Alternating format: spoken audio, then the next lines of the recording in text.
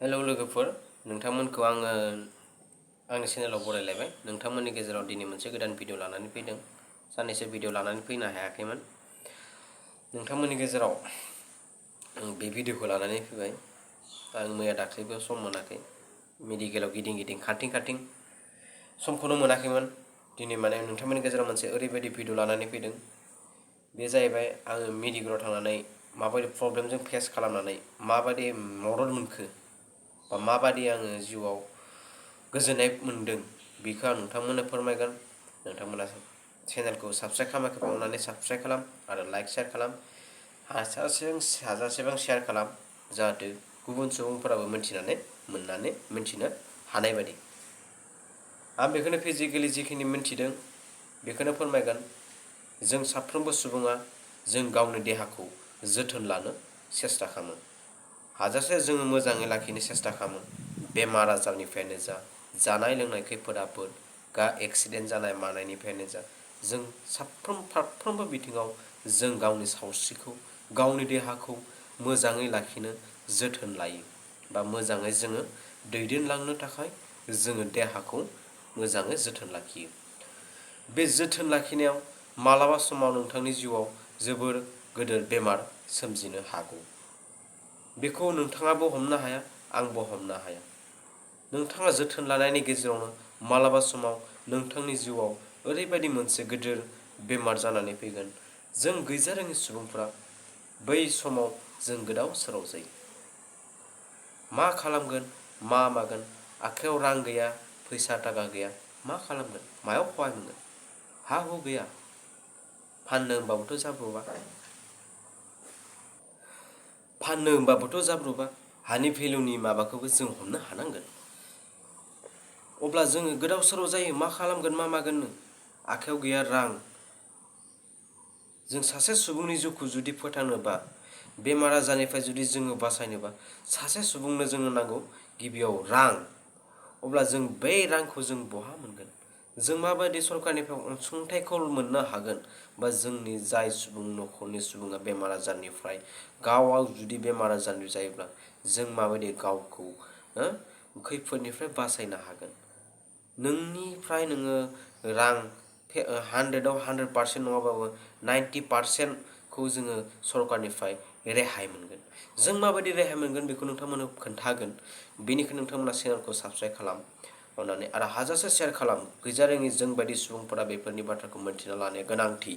आरो साफ्रोमबो गैजारोङि सुबुङा बैफोर जि आसनि, बे आसनिखौ जोंनि गैजारोङि सुबुंफ्रा मोननांगौ आरो आखाइयाव लानांगौ आरो माबायदि लानांगौ बेखौ नोंथांमोननो फोरमायगोन। साफ्रोमबो सुबुंनि आखाइयाव थानांगोन नैबे मोनसे कार्ड। बे कार्डनि जुरैनो नोंथाङा जिखुनु बेमार जाया मानो, नोंथाङा बे बेमारनिफ्राय रैखा मोननो थाखाय नोंथांनि जिखिनि रांखावरि अभाब, बे अभाबनिफ्राय नोंखौ गोजानाव लाखिगोन। बेनि थाखाय नोंथांमोननो गिबियाव नांगोन बे आयुष्मान कार्ड, जायखौ बुङो जोङो आयुष्मान भारत। बे आयुष्मान भारतनि थ्रुयैनो नोंथाङा नोंथांनि नोंथांनि बे सावस्रि बेमार आजारनिफ्राय रांखावरिनि अभाबाव भुगिनांनाय बेमारखौ नोंथाङा सरकारनिफ्राय थाइसेबो रां होआलासिनो बा एसे एनै 90-10% रां होनानै नोंथाङा नोंथांनि जि बेमार जानाय बेखौ नोंथाङा फाहामनो हागोन बा नोंथाङा ट्रिटमेन्ट खालामनो हागोन। बेनि थाखाय बे कार्डखौ नोंथांनि न'खराव, नोंथांनि फेमिलिनि मेम्बारनाव, साफ्रोमबो सुबुंनियाव बे कार्डआ थानाया गोनांथि होननानै आं नैबे समाव सानो। आंबो आगोलाव सानाखैमोन। आं जिथिया मेगनजों नुबाय, फिजिकेलि मिन्थिबाय, अब्लासो आं गोसोआव फोथायनाय फैबाय।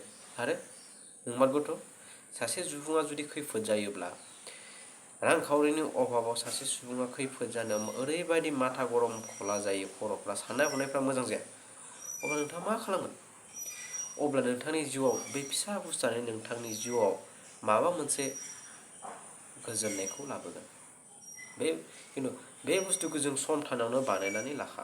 जेथिया समा थांगोन अब्ला नों गाबबाबो मोननाय नङा। सम थानाय समावनो जिखुनु खामानिखौ मावनानै ला। जेथिया समा थांगोन अब्ला नोंथाङा गाबबाबो बै समखौ मोननाय नङा। बेनिखायनो सम थानायावनो जोंनि जानो गैयि गैजारोङि सुबुंफोरा बेफोर खामानिखौ मावनानै ला।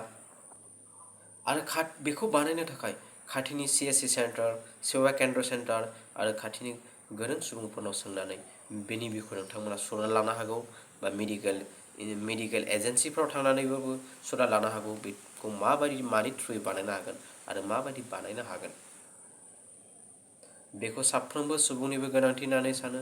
दिनैनि नैबे समाव, दिनैनि नैबे थासारियाव जों सावस्रिखौ मोजाङै लाखिनायनि गेजेरजों बेफोरखौ जोङो मोजाङै ट्रिटमेन्ट खालामनो गैजारोङि सुबुंफोरा हाया। बेनिखायनो बैफोर मोनसे जिनिसा जोंनि थाखाय जिउआव सोलायनाय लाबोगोन होननानै आं सानो। आरो फैबाय थानाय समाव जोंनि गैजारोङि साफ्रोमबो सुबुंफोरा बेफोरनि थाखाय नोजोर बोनानै जिखुनु फिसा फिसा आसनि सरकारनिफ्राय फैनाय बेफोरखौ जोङो लानो हागोन, लाब खालामनो हागोन। बिदिनो जोङो जिउ खुंनायाव माबा मोनसेबाबो सरकारनिफ्राय सहाय मोननानै जों गावखौनो देरगाना लानो हागोन आरो गावखौनो जोङो खैफोदनिफ्राय उदां खालामनो एसेबाबो मदद लाहोनो हानाय सुबिदाखौ जों खालामनानै लानो हागोन। बेखौनो आं नोंथांमोननो फोरमायनो होननानै भिडिअखौ लानानै फैदों। आङो माने फिजिकेलि फिटनेसै जिखिनि प्रब्लेम मोनदों बेनि थाखायनो बे भिडिअखौ लानानै फैदों नोंथांमोननो फोरमायहरनो थाखाय। नोंथांमोनाबो जुदि सोरबा सुबुं सानसे समाव फेस जायाबाबो बे बेमार आजार सावस्रिनि थाखाय बेमार आजारनि थाखाय सानसे समाव प्रब्लेमा जागोन, अब्ला बे प्रब्लेमाव फेस खालामनो गोनां जागोन, अब्ला नोंथाङा बै समाव सानगोन। बेनिखायनो आंनि आंगोफोर, आंनि नायगिरिफोर बा जायफोर मिन्थियाखै शेयार खालामना हो। बे मोनसे फिसा बुस्थुनि थाखायनो नोंथाङा अब्लाना नोंथांनि बे सावस्रि देहा गाज्रि जानायनिफ्राय नोंथाङा गावखौ उदां खालामनो हागोन। बेखौ नोंथांमोना फोरमायनो होननानै आङो बे भिडिअखौ बानायनाय जाबाय। नोंथाङा जुदि नायनानै भिडिअखौ मोजां मोनोबा साबस्क्राइब खालाम, लाइक खालाम आरो हानायमानि शेयार खालाम, जाहाथे गुबुन सुबुंफोराबो बेफोर बाथ्राखौ मोनथियो। बेनि थाखाय नोंथांमोनखौ हामबाय होनो आरो जोबनायाव नोंथांमोन गोजोन्थों, जाहाथे बे खामानिखौ नोंथांमोना गोख्रैयै मावनानै लाबोयो। आं बेखिनिखौनो लाबोनो होननानै नोंथांमोननि गेजेराव भिडिअखौ लानानै जाबाय। गोजोन्थों।